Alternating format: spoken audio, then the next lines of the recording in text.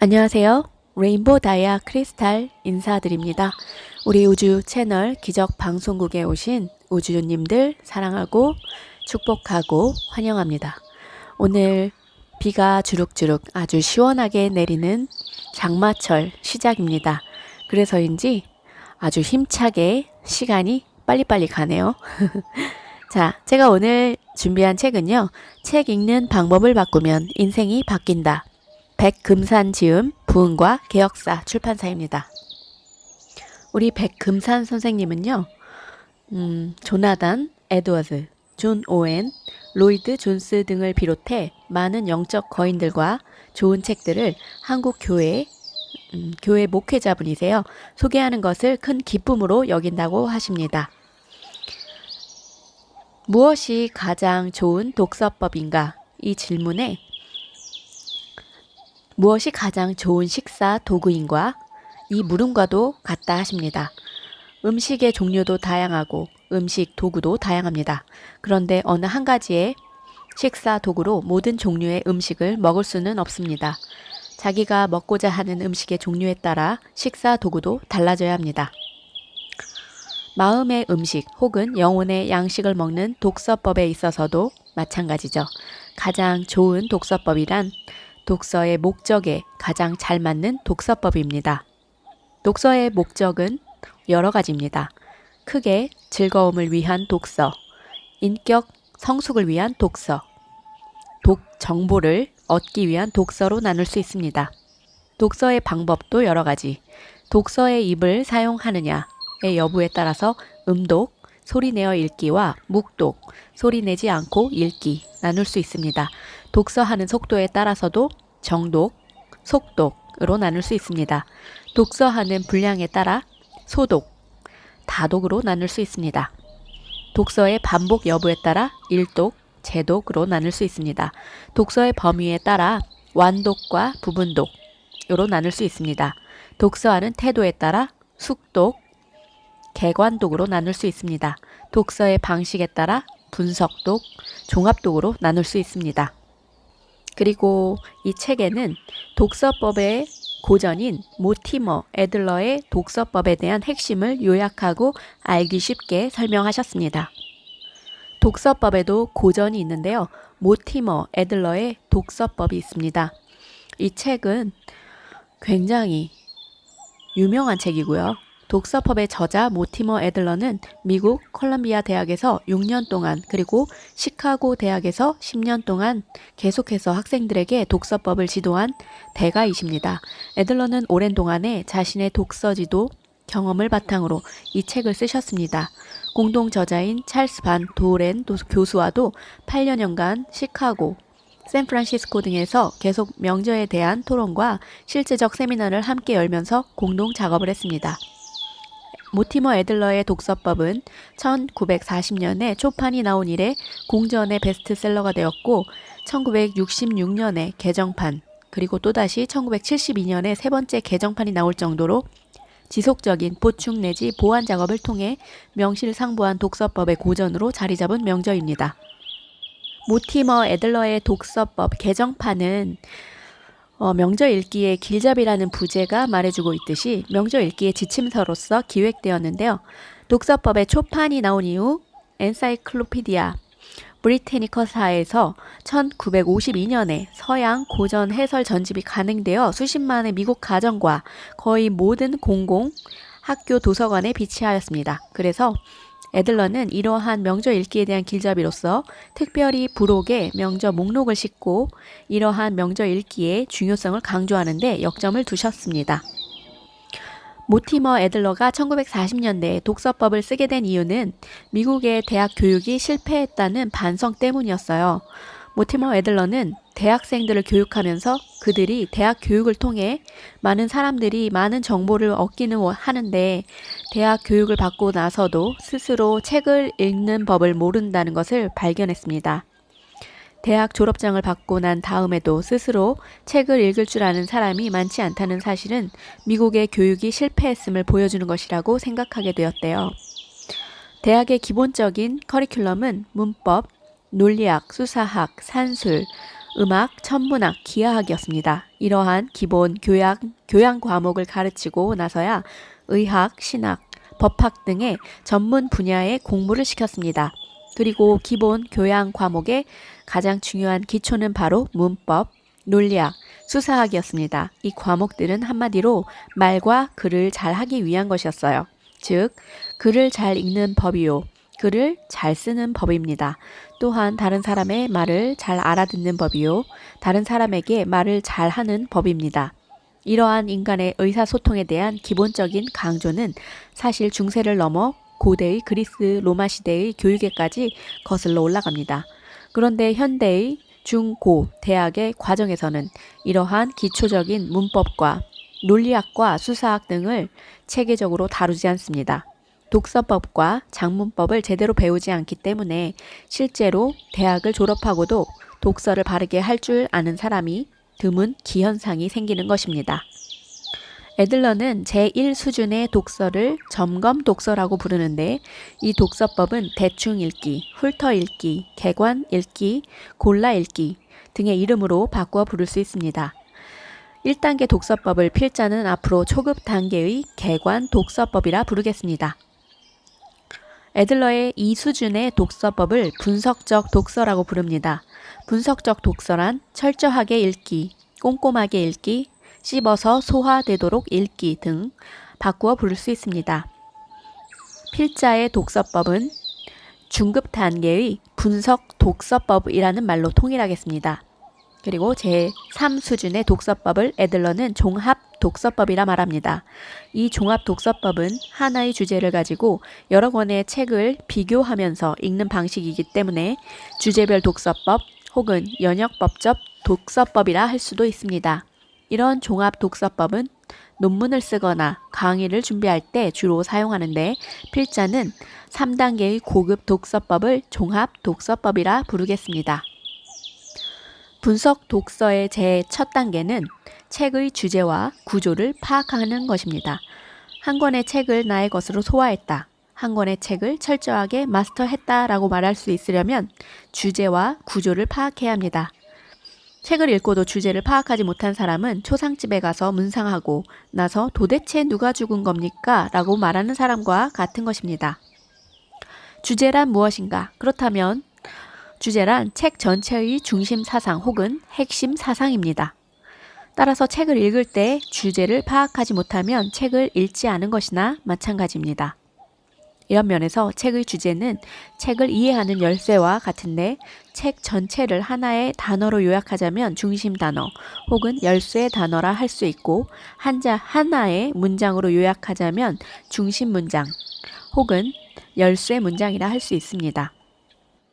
자, 분석 독서의 2단계는 주제를 내 말로 풀어 쓰거나 예를 들 수 있어야 이해된 것인데 굉장한 보물이 담겨있는 보물섬을 찾아가기 위해서는 보물섬에 찾아갈 수 있는 지도가 있어야 합니다. 한 책의 주제와 구조를 파악했다는 것은 마치 이 보물지도를 손에 넣은 것과 마찬가지입니다. 그러나 보물지도를 손에 넣었다고 해서 보물이 손에 들어온 것은 아닙니다. 그 다음 단계는 그 보물지도를 해독할 수 있어야 합니다. 이 보물지도를 해독하는 작업이 바로 내가 파악한 주제와 핵심 어구를 내가 이해하고 있는 말로 풀어 쓰는 것과 마찬가지입니다. 이제 마지막으로 그 3단계는 이해한 내용에 대한 찬성과 반대를 표시하는 건데 책의 내용을 이해한 것으로 그 책의 내용이 완전히 자신의 것이 되지는 않습니다. 지적으로 이해한 책의 내용을 완전히 나의 것으로 소화하기 위해서는 책의 내용에 대한 나의 감정적, 의지적 반응까지도 동반되어야 합니다. 즉 책의 내용에 대해 찬성하게 되면 그 책의 내용을 자기 사상의 일부로 흡수하여 자기의 사상을 넓히는 효과를 가져오게 됩니다. 또한 자기의 감정의 지평이 넓혀지거나 자기의 행동이나 삶의 영역이 변하게 됩니다. 또한 책의 내용을 반대함으로써 기존의 자기 사상을 더욱 돈독히 할 수 있고 자기와 다른 사상과의 차이점을 더 분명히 볼 수 있습니다. 독서를 하면서 이와 같이 찬성과 반대를 하는 것은 책 읽기가 단순히 지적인 노름이 되는 것을 방지해 줍니다. 책을 읽는 것은 그 자체로도 자신의 인격의 일부이며 윤리적이고 도덕적인 행동의 일부가 될 수 있습니다. 자신이 읽은 책에 대한 반응은 곧 자신의 전 인격에 영향을 미치는 것입니다. 어떤 책이 윤리적으로 좋은 책인지 나쁜 책인지에 대한 기준은 독자의 관점에 따라 다를 수 있습니다. 그러나 객관적, 윤리적인 면에서 독자의 인격 형성에 좋은 책과 나쁜 책이 있다고 가정해 볼 수는 있습니다. 결국 그 책의 내용을 수용하느냐, 거부하느냐는 독자의 몫이며 책임입니다. 좋은 책을 읽고 그 내용에 찬성하여 그 내용을 자신의 삶의 일부로 만드는 사람은 점점 좋은 행동을 하게 될 것입니다. 둘째, 좋은 책을 읽고 그 내용에 반대하는 사람은 점차 나쁜 행동을 하게 될 것입니다. 셋째, 나쁜 책을 읽었지만 그 내용에 반대하는 사람은 점차 좋은 행동을 하게 될 것입니다. 넷째, 나쁜 책을 읽고 그 내용에 찬성한 사람은 나쁜 행동을 하게 될 것입니다. 결국 어떤 종류의 책이든지 간에 그 책의 내용을 받아들이거나 배척하는 것은 독자의 책임이란 말입니다. 제가 모티머 애들러의 독서법을 읽고 가장 큰 도움을 받은 것은 한 권의 책을 읽고 완전히 나의 것으로 만들었다라고 말하려면 어떤 상태까지 이르러야 하는가에 대한 것입니다. 다시 말하면 한 권의 책을 완전히 마스터했다 혹은 한 권의 책을 철저히 소화시켰다라고 하려면 책을 어떻게 읽어야 하는지에 대한 체계적이고 이론적인 정리였습니다. 모티머 애들러의 책을 읽기 전에도 사실 어느 정도는 그렇게 하고 있었지만 명확하게 이론적인 정리가 되지는 않았습니다. 그런데 모티머 애들러를 통해 특히 분석 독서법에 대한 이론을 통해 책을 철저히 읽었다고 말하려면 적어도 이런 과정과 단계는 거쳐야 한다라고 하는 명백한 개념 정리를 하게 되었습니다. 우리가 앞으로 책을 읽을 때 모티머 애들러가 말하는 분석 독서의 3가지 단계를 잊지 않았으면 좋겠습니다. 처음에는 의식적으로 노력을 해야 합니다. 자꾸만 의도적으로 그렇게 해야만 합니다. 그러다 특별히 단계를 의식하지 않아도 자연스럽게 그렇게 될 수 있습니다. 예를 들어 우리가 무용을 배우거나 무술을 배울 때 처음에는 단계적으로 훈련을 쌓아야 합니다. 그런데 점차적으로 시간이 지나면 동작이 한 번에 자연스럽게 연결됩니다. 자기도 모르는 사이에 여러 단계의 동작이 한 번에 이루어지는 것입니다. 따라서 처음 초보자일 때는 책을 의식적으로 끊어서 읽어야 합니다. 책을 읽을 때 이 책의 주제는 무엇인가? 구조는 무엇인가를 계속 질문하면서 읽어야 합니다. 그 다음에는 계속 나의 말로써 풀어보려고 노력해야 합니다. 그 다음에 또 의식적으로 계속 찬성도 해보고 반대도 해보아야 합니다. 그러나 아직도 그 두 단계가 분명치 않을 때는 나는 아직까지는 보류해두겠다고 해야 합니다. 처음에 이렇게 의식적으로 하다 보면 계속적으로 반복하다 보면 나중에 무의식적으로 이런 여러 단계들이 자연스럽게 한 번에 적용됩니다. 책을 읽어 나가는 동시에 구조 파악과 주제 분석이 되며 책의 내용들이 나의 말로 이해되고 그 내용에 대해 찬성, 반대 중 어느 한편으로 마음이 움직이게 됩니다. 물론 아주 어려운 책들은 그리 쉽지가 않지만 대부분의 책들은 자연스럽게 통합적으로 분석적 읽기가 가능해집니다. 모티머 애들러가 말하는 이러한 분석 독서 방식은 소위 귀납법적 성경 연구 방법과 똑같은 것입니다. 귀납법적 성경 공부의 다른 이름이 분석적 성경 공부입니다. 귀납법적 성경 공부 방법에는 기본적으로 관찰, 해석, 적용의 3단계가 있습니다. 그런데 이 3단계가 모티머 애들러가 말하는 3단계와 똑같습니다. 귀납법적 성경 공부의 관찰은 주제 및 구조 분석에 해당되고 해석은 이해 및 설명에 해당되고 적용은 비평에 해당됩니다. 관찰을 잘하기 위해서는 누가, 언제, 어디서, 무엇을, 어떻게, 왜 했는가의 육하 법칙에 따라 질문을 해야 합니다. 또한 관찰을 위해서는 문맥 파악과 문법적 구분 분석이 필수적입니다. 또한 여러 가지 논증의 방식과 수사법에 대한 지식도 필요합니다. 그러나 결국 이러한 관찰을 통해 우리가 궁극적으로 얻고자 하는 것은 본문의 구조와 그 주제라고 할 수 있습니다. 인격 성숙을 위한 독서에서 제일 중요한 점은 한 권의 책을 완전히 소화하며 읽어야 한다는 점입니다. 한 권의 책을 완전히 소화하면서 읽는다는 것은 한 권의 책을 철저히 분석하며 읽는다는 것을 말합니다. 이렇게 한 권 한 권 소화시킨 책들이 평생에 10권만 있어도 우리 인격 형성에 큰 도움이 될 것입니다. 조선 왕조 500년의 역사 가운데 가장 뛰어난 천재 중에 한 분은 율곡 이이입니다.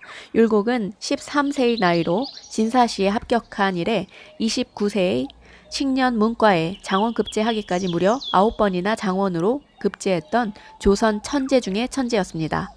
과거 시험에서만 이러한 우수한 성적을 낸 게 아니라 율곡은 태계 이황과 더불어 조선 성리학의 양대 산맥을 이룬 사람이었습니다.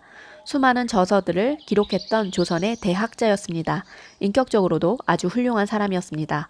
따라서 율곡의 독서 방법론은 조선조 선비들 중에 최고의 독서론이라 해도 과언이 아닙니다. 이분은 경몽요결을 지었는데 전체 21장으로 되어 있는 경몽요결의 4장인 독서장에서 독서법에 대해 이렇게 말하고 있습니다. 책을 읽을 때는 반드시 한 가지 책을 습득해 그 뜻을 모두 알아서 완전히 통달하고 의문이 없게 된 다음에야 다른 책을 읽을 것이요. 많은 책을 읽어서 많이 담기를 탐하여 부산하게 이것저것 읽지 말아야 한다. 율곡 독서론의 핵심은 책을 철저히 분석하고 통달해서 그 내용을 완전히 파악할 때까지 읽어야 하는 것입니다. 한 권의 책을 완전히 마스터할 때까지 그 책을 읽어야 한다는 것입니다. 다산 정약용의 독서론. 조선 후기 대학자 중에 가장 중요한 인물을 꼽으라면 다산 정약용을 들 수 있습니다. 수많은 분야에 걸쳐 수백 권의 저서를 남겼기 때문에 후배들이 다산의 사상을 연구하는 다산학이라는 학문 분야가 있을 정도로 대단한 학자였습니다. 이러한 정약용의 독서 방법을 살펴보면 어떻게 해서 그러한 경지에 오르게 되었는지 알 수 있습니다. 책을 읽는 데는 대개 방법이 있다.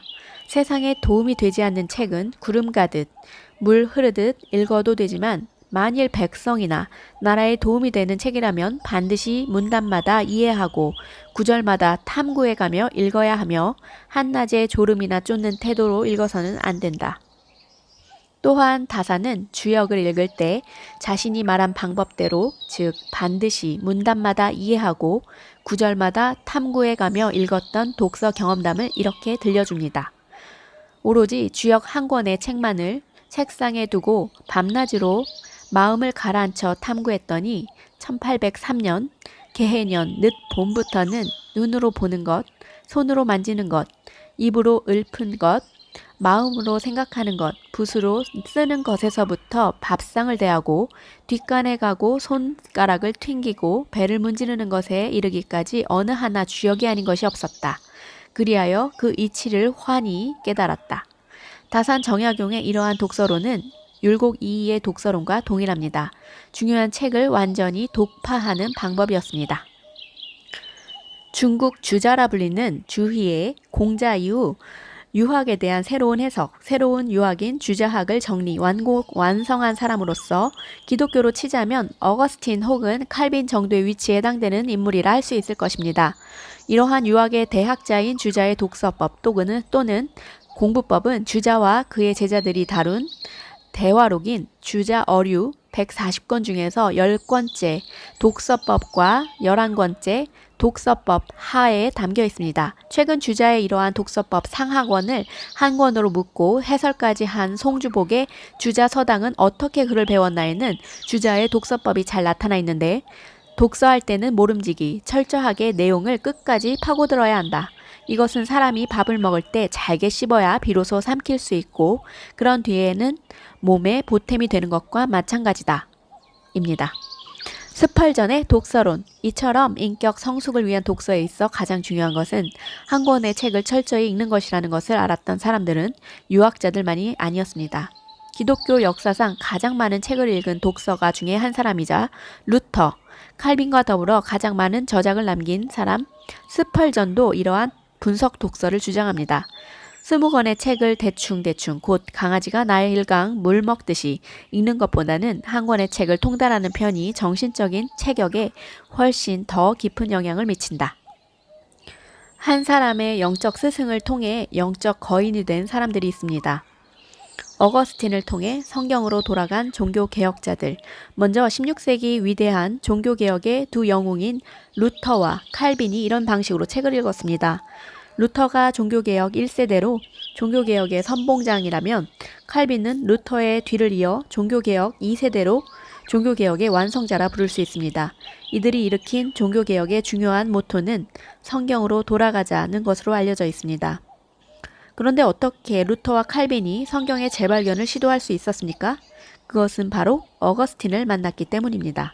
어거스틴의 가르침을 통해 성경으로 돌아갈 수가 있었습니다. 그래서 맥그레스 같은 학자는 종교개혁을 어거스틴을 통해 성경으로 돌아간 운동이라고 부르고 있습니다. 사실 루터와 칼빈이 성경으로 돌아가게 된 것은 일반적으로 교부들의 영향이 컸고 이 중에서도 어거스틴의 영향이 절대적이었다고 해도 과언이 아닙니다. 루터와 칼빈 모두에게 있어서 과연 어거스틴은 스승 중에 스승이었습니다. 루터와 칼빈 모두 1000년이라는 시간의 간격을 훌쩍 뛰어넘어 어거스틴이 남긴 저작들을 통해 그의 수제자들이 되었습니다. 루터와 칼빈은 모두 어거스틴의 남긴 저서를 깊이 읽고 연구함으로써 자신들의 삶과 신앙과 신학을 건축할 수 있었던 것입니다. 균형 잡힌 독서를 강조하는 로이드 존스 독서론의 한 대목은 다음과 같습니다. 균형 있는 독서를 하십시오. 균형이 깨진 독서처럼 거짓된 지식을 낳는 것도 없습니다. 만일 신학 서적만 읽는다면 이러한 위험에 자신을 노출시키는 것이고, 그러므로 우리는 언제나 균형 있는 식사를 하듯이 독서에서도 균형을 잡아야 합니다. 어떤 사람은 이것이 무슨 뜻입니까? 라고 묻는 것입니다. 제가 겸손하게 말씀드린다면 저에게 가장 큰 도움을 주었던 것은 신학 서적과 전기 읽는 것을 서로 균형 있게 하는 것이었습니다. 저는 언제나 그렇게 했습니다. 항상 휴일에 그랬고 매일같이 그렇게 하려고 합니다. 특히 휴일 아침에는 신학 서적을 읽고 밤에는 전기를 읽으려고 노력합니다. 고전과 신간 읽기의 균형도 있습니다. 고전이 좋은 책인 줄은 알고 있는데 잘 읽히지는 않는 책이라는 말이 있습니다. 사람들은 고전이란 전문가들만 읽는 것이지 보통 사람들은 읽어도 이해가 안 되는 책이라고 생각하는 경향이 있습니다. 그러나 고전이란 시간의 테스트를 견뎌낸 책입니다. 오랜 세월 동안 그 책의 중요성과 유익함이 수많은 사람들에게 검증된 책입니다. 따라서 안심하고 읽을 수 있는 책입니다. 과학과 기술에 대한 지식은 시간이 갈수록 더 발전되는 게 사실이지만 하나님과 인간과 세계에 대한 이해를 담고 있는 신학 서적이나 철학 서적 혹은 문학 서적은 반드시 우리 시대와 가까울수록 내용이 더 좋다고 하는 것은 진보 사상에 대한 잘못된 미신입니다. 대부분의 고전은 인생의 가장 본질적이고 중요한 질문들을 다루고 있기 때문에 시대와 장소를 초월하는 가치를 지니고 있습니다. 고전을 읽지 않고 현대 신간들만 읽게 되면 논의의 초점과 방향을 잃어버리는 수가 많습니다. C.S. 루이스는 이런 비유를 든 적이 있습니다. 만일 9시부터 시작된 회의에 11시부터 참석한 사람이 있는데 그 이전에 어떤 토론이 있는가 잘 알지 못하고 토론에 임한다면 얼마나 엉뚱한 이야기를 할 가능성이 많겠는가. 마찬가지로 현대의 모든 책들은 사실 그 이전 시대의 고전이라 불리는 책들의 논의의 내용을 이어받아 전개되고 있는 것이 대부분입니다. 우리 시대의 사상과 논점을 제대로 이해하기 위해서도 고전 읽기는 중요한 것입니다. 그래서 C.S. 루이스는 고전 읽기의 중요성을 역설하는 글에서 고전과 신간을 번갈아 읽을 것을 권합니다. 적어도 신간 3권, 고전 1권의 비율 정도로는 고전과 신간 읽기의 균형을 맞추는 것이 중요함을 역설했습니다. 이는 20세기 최대의 지혜로운 독서가의 충고입니다. 고전을 소홀히 하고 신간만을 읽는 사람은 바보라 할 수 있습니다. 일본의 저널리스트 다치바나 다카시가 있는데요. 최근 지의 거장으로 불리며 한국 독서계에 상당한 반향을 불러일으키고 있는 일본의 저널리스트 다치바나 다카시는 다양한 주제에 대한 폭넓은 독서를 통한 르네상스형의 만능 지식인의 대표적인 경우입니다. 지금까지 약 40여 권의 책을 낸 바 있는 다치바나는 하나의 전공 분야와 관련된 40여 권의 책들이 아니라 모두 다른 분야, 거의 전혀 상관성이 없어 보이는 인문학, 자연, 과학의 분야를 자유자재로 넘나들면서 책을 썼다는 게 특징입니다. 나에게는 이미 2권의 저서가 있다. 한 권은 생태학에 관한 책이고 다른 한 권은 경제학에 관한 책이다. 현재 2권을 집필하고 있는 중이다. 한 권은 다나카, 다쿠에이에 관한 것이고 또 한 권은 중핵파, 혁명적 공산주의자 동맹 전국위원회를 지칭함과 혁마르파, 일본 혁명적 공산주의자 동맹 혁명적 마크스주의파 지칭함 간의 대립에 관한 것이다. 그리고 다시 2권 정도를 준비하고 있는데 한 권은 팔레스타인의 문제에 대한 것이고 다른 한 권은 중학생을 위한 인생론, 사회론에 관한 것이다. 가끔 강연 의뢰도 받고 나가기도 한다. 강연의 테마는 기상이변, 식량 문제, 경제 전망, 정보 정리, 공해 등 다양하다. 다치바나는 그 이후 62세, 지금은 한참 되셨겠죠? 지금까지 우주 문제, 뇌 문제, 임사체험, 원숭이학 등의 수많은 다른 주제를 다루는 저서를 남겼습니다. 어떻게 이런 게 가능할까요? 이것은 기본적으로 다치바나가 한 분야만 파고 들어가는 스페셜리스트가 아니라 지식의 모든 분야에 관심이 있는 제너럴리스트이기 때문입니다. 알고 싶은 분야에 호기심이 넘쳐서 흥미를 끄는 분야가 너무나 많은데 그 중에서 어느 한 가지만 선택하는 것은 그의 적성에 맞지 않는다고 합니다. 그래서 제너럴리스트 같은 스페셜리스트가 되기로 결심한 후에 폭넓은 주제를 취급하되 자신이 다루는 분야는 나름대로의 전문가적인 식견을 갖추려고 노력했다고 합니다. 미국의 경영학 대부 피터 드러커, 경영학을 발명한 인물 혹은 경영학의 아버지라고 불리는 피터 드러커는 경영학만이 아니라 법학, 정치학, 경제학, 사회학 등 사회 전반 과학에 대한 30여 권의 전문서를 낸 바 있으며 소설과 수필집, 예술 분야에 대한 책도 미국의 대표적인 맞는 지식인입니다. 이렇게 피터 드러커가 이렇게 다양한 분야에 대한 전문 지식을 가지게 되었을까요? 또한 그는 90세가 넘는 고령에도 불구하고 여전히 저술가, 교수, 컨설턴트로서 왕성하게 활동하고 있습니다. 어떻게 이런 게 가능할까요? 이것은 말할 것도 없이 그가 새로운 주제에 대해 끊임없이 독서하고 공부하는 자세를 가지고 있기 때문입니다. 신문기자는 여러 가지 주제에 대해 글을 써야 했기 때문에 나는 그 주제들에 대해 유능한 기자라는 소리를 들을 수 있을 만큼은 알아두어야겠다고 마음먹었다. 신문은 석간이었다. 우리는 오전 6시부터 일하기 시작해 오후 2시 반, 그러니까 최종 편집판이 인쇄에 들어가면 퇴근했다. 나는 남은 오후 시간과 밤 시간을 이용해 공부를 하기 시작했다. 국제관계, 국제법, 사회제도와 법률제도의 역사, 일반 역사, 재무 등에 관해 공부했다. 공부를 하며 차츰 나만의 공부법도 개발하게 되었는데 나는 지금까지도 그 방법을 이용하고 있다. 나는 3년 또는 4년마다 다른 주제를 선택한다. 그 주제는 통계학, 중세 역사, 일본 미술, 경제학 등 매우 다양하다. 이 방법은 나에게 상당한 지식을 쌓을 수 있도록 해주었을 뿐 아니라 나로 하여금 새로운 주제와 새로운 시각 그리고 새로운 방법에 대한 개방적인 자세를 취할 수 있도록 해주었다. 그도 그럴 것이 내가 공부한 모든 주제들 각각은 서로 상이한 가정을 하고 있었고 또한 서로 다른 방법론을 사용하고 있었다. 폭넓은 독서로 자기 분야의 정상을 이룬 사람들이 있습니다. 알렉산더 대왕, 한 국가나 제국을 통치하는 왕들이나 황제들 중에는 손꼽히는 다독가들, 가장 먼저 알렉산더 대왕을 손꼽을 수 있는데 이분은 유명한 철학자 아리스토텔레스의 제자로서 탁월한 전략가일 뿐 아니라 탁월한 독서가이기도 했습니다. 서양 고대의 헬레니즘 문화를 만들어냈던 알렉산더의 동방 원정은 단순한 정복 전쟁이라기보다는 동서양의 문화 통합을 꿈꾸었던 알렉산더 대왕의 독서 산물이라 해도 과언이 아닐 것입니다.